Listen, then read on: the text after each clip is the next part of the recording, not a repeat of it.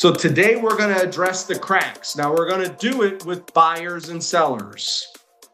And I'm going to do an exercise I did every year in my business when I sold real estate. I'm just going to do it with you.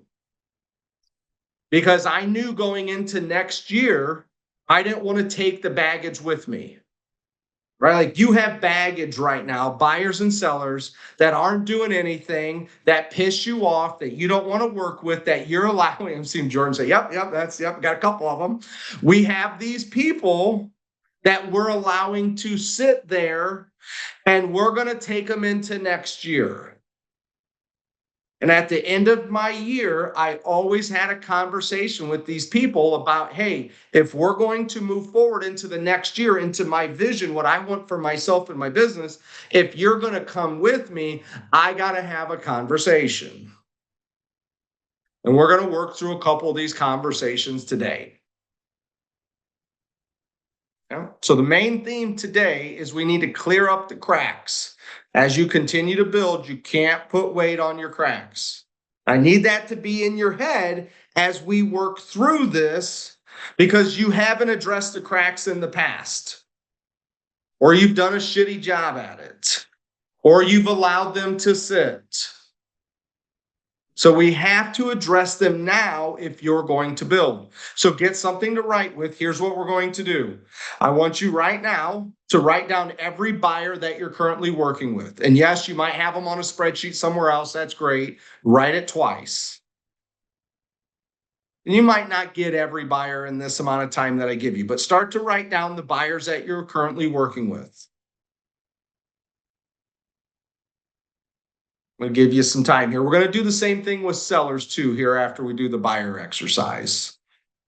So I'm going to ask you a couple of questions with these buyers. Just keep writing as I'm talking. And if you have these people in a CRM, that's fine. Maybe pull it up, grab these people's information out of there. What buyers am I currently working with right now? And let's get their names written down. And I'm going to give you about another minute or two to write down some names. If you want to write them just up and down, so Jordan, hot, pre-approved, actually looking. I'm not going to categorize any of them. I'll say this: anybody that's consuming your thoughts and your time, that you plan on pulling into next year. So who's consuming your thoughts and your time? Who's on your plate? Who do you have an obligation to call back if they call you? Who do you have a buyer's agreement with?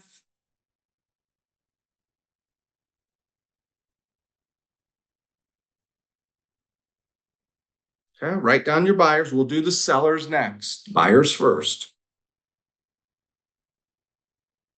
Your production is part of your foundation of your business, is your production. You got to have people that you're working with at all times, or you're not going to have a business in real estate. So who are these people? Most of you should have somewhere between 2 and 12 people, I would guess, you're probably working with. Some of you might have upwards to 20 or 30 if you keep a good track. And if you have less than 2, let me remind you that you are a licensed real estate agent. Your job is to sell homes. If you don't have clients, you don't have a job. Your job is to find the clients and get them. So if you have less than 2, what I would tell you to do is to put a big star and say, this isn't good. And I say that because I care. I don't want you guys to be here. The only way I would say that's acceptable is if you got like 5 to 15 pendings and all your buyers are under contract. Okay. So now you have a list of your buyers' names. Okay, here's what I want you to do next to it. I want you to write the month. So today's November, I would write 11 next to them. I want you to write the month that you think that they might buy something. And so if they're currently looking right now, you'd put an 11. If they're going to look in December, put a 12. If they're a January start, which you should have clients right now in your hopper that says, hey, I want to start next year. Like those people exist. If they're a January, put a 1. If they're a February, put a 2. If they're an I don't know, then put a 4, 5, or 6. That's the spring next year for most of us. So what month do you think they're going to buy? The one thing in life I can tell you is when you prioritize your actions, you get better results. And if you only had a chance to call one person, I would call the person who's going to buy something today compared to next year. You get those mixed up and your results get mixed up. Your production at the end of the year doesn't seem to be what you hope. So I want you to prioritize the urgency or the willingness or ableness of your buyers by putting the month. So when you see it, you can say, I have 4 people that might buy right now if they found the right house. I'm going to give you about another 30 seconds on this. This one shouldn't be that long. And sometimes if you don't know, it's okay. I had clients that they said they wanted to buy something in the future. I put them on my list. I talked to them. I communicated with them, but I wasn't really sure when that was. I didn't really pin them down yet.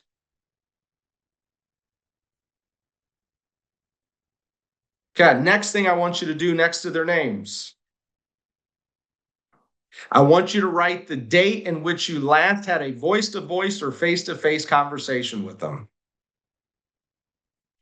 And you might not know the exact date. Maybe you put, 3 days ago, 5 days ago, 7 days ago, I don't know ago. When was the last time? Not a text message, not an email. To be very clear, it's not a text and an email. It's a voice-to-voice and face-to-face because you are professionals. Professionals don't always communicate via text and email. Why? Because I can't hear someone's emotion. And you need to hear emotions. You need to hear how people are feeling. You can't hear somebody cry in a text message, right? You can't hear them cry. But if I'm talking to someone and I hear you cry as a professional, it raises my senses on how I need to communicate. So when's the last time you had a voice-to-voice or face-to-face conversation with these people? Everybody should have some sort of date or number or week, however you want to do it. Last week, this week, a month ago. When's the last time you've had a conversation with these people? The other time I like to use email is when I know I'm going to need things documented. Like, oh, this is going sideways. I'm going to document this. So that way I can come back to it. And I can say, hey, Corey, no, we talked about this. Look, here's the email I sent you 2 weeks ago that you never responded to. And I told you about it. I told you there would be a net sheet and this is what you would get at closing. And now you have amnesia. Let's talk about that. So here's where I'm going today. The goal of today's session is to expose the cracks. It's to not take the baggage with you next year. It's to have a clean slate. It's to address the problems that you need to address. And so with every one of these buyers, and maybe some of this doesn't exist so much, but with every one of these buyers, what I want to do is figure out what is the real conversation we need to have with them. What is the real conversation that we need to have with them? And I'm going to give you some examples, things that I would work through with my buyers to have a real conversation with them, to not sweep it under the rug, let's say, like some of you guys have been doing. Look at your list. How many conversations have you swept under the rug when you look at them? Yep. I'm telling you, they're there. So here's some things in which we can bring up on a conversation. One is understand why they are truly buying. Why are they truly buying? If you understand why they're buying, then you can communicate that back to them and tell them, hey, you told me that you wanted to have a Christmas tree up in the new house because as a child, you never had a good Christmas with your parents. You told me that, but yet every time we go to look at a house, you say you're busy. Why is it that they're buying? And you need to possibly articulate that back to them and make sure that that's still there. Remember, they need your help. They're in one of the hardest times of their life. They need you to be a professional. So maybe the conversation with them is coming back to the understanding of why they said they were going to buy. I had a lot of clients that would take like 6 to 8 months to buy a house, and like we completely forgot why the hell they were doing this. And next thing you know, we were just in the rut of showing houses and them never buying. Maybe you don't even know why they're buying. You just rushed into it. Do you know why these people are buying? To the point where you could have a conversation with them and say, hey, you said this was important. Is this still important? Are we still on the same page with how I'm trying to help you? The next one. Do your buyers have an inability to make a decision? Do they fall into that bucket? They just can't make a decision. They told me the house they wanted. We looked at it and they couldn't pull the trigger. There was 2 to 3 offers on it. And they said, I don't want to get in a bidding war. I don't want to make a quick decision. The house seems overpriced. It's their inability to make a decision. Now, one way to help is to go back to their why.